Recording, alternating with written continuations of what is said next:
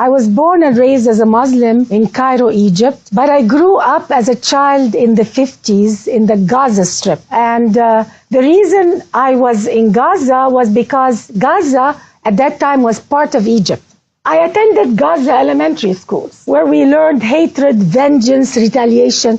Peace was never an option. The concept of peace was something foreign. Actually, the word peace was never even mentioned in the services of any mosque. We recited poetry every day in the school, wishing upon ourselves to die as martyrs. You know, I used to see girls reciting this poetry while they're crying. They would wish upon themselves to die as a martyr. See, our value system was about victimhood, thinking of ourselves as victims, or to be a martyr, to go kill everybody and die as a martyr, either a victim or a martyr. There is nothing in between. Women don't go to mosques, but we used to hear the service of the mosque either on radio or on TV. And I remember every Friday prayer, the sheikh would be at the end of the sermon, he would curse, may God destroy the Jews and the infidel and even the Christians and non-Muslims.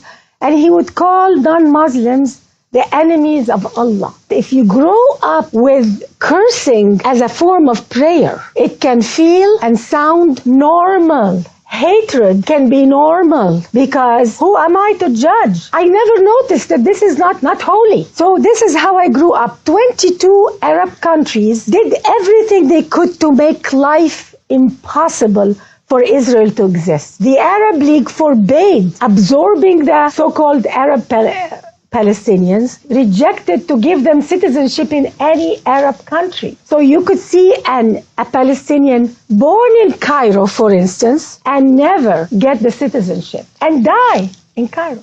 They are born and die in Syria, a Palestinian, and they never get a citizenship. Why? Because the Arab League wanted the Palestinian problem never to be solved. This is not their agenda. The agenda is to keep them refugees from birth to death. The culture was so for sacrificing. They encouraged women to stand up in front of the cameras and say, I gave my son to the jihad and I want my other children to die in the jihad. Women who are for life, for peace, were looked down upon. Women who would be radical, if not more radical than men, who will promote jihad for their children, were lifted up as honorable women to be respected in society. So for a woman to be respected in Islamic society, you have to be as radical, if not more radical, than men. And that is why a lot of women are silent. They are proud to give their children to jihad. It's the only way to go to heaven is to go and kill the infidel and die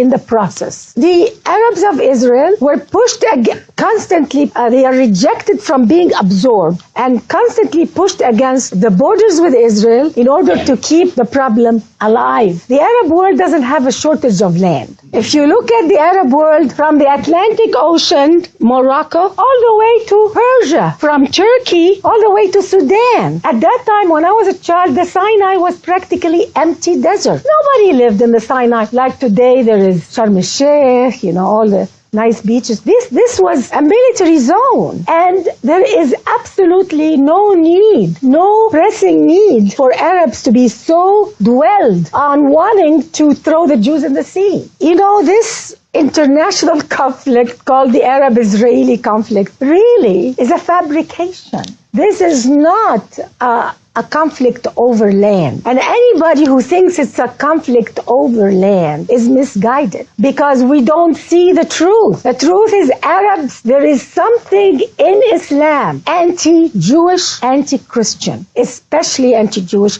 and I will tell you why. Those people calling themselves Palestinians who live in the Gaza and the West Bank are the pawns of the Arab world. I don't believe that they care about their happiness or welfare. They are set up to live a miserable life on purpose in order to show the world that we're victims. Do you think Saudi Arabia, with all the money they have, the Gulf countries, all these oil money, they can't give them good roads and good homes and good police and turn it into a productive area of the Middle East? They can, but that is not their objective. There is a hidden objective, and I don't understand why Western culture doesn't get it. Why Western media